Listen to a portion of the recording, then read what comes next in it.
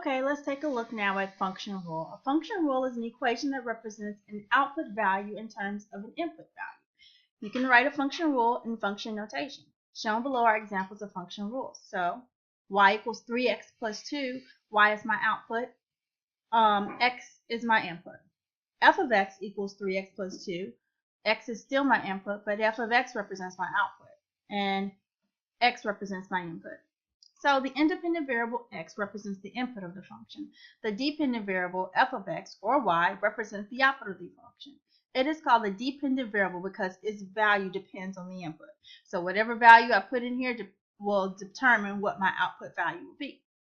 So let's take a look at problem 5 as an example.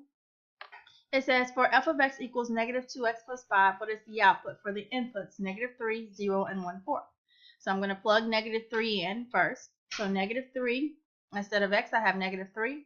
So I have negative 2 times negative 3 plus 5, because my equation is negative 2 plus 5.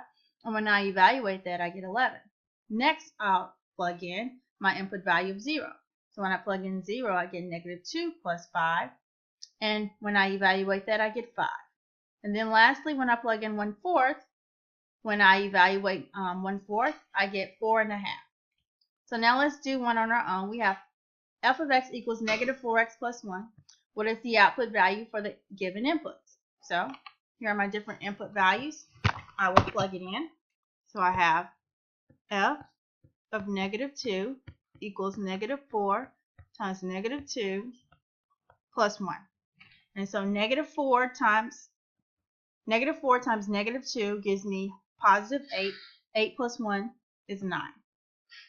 For 0, f of 0 equals negative 4 times 0 plus 1. So 0 times negative 4 is 0, so I just get 1. And then lastly, f of 5 equals negative 4 times 5 plus 1. So I get negative 20 plus 1, which is negative 19.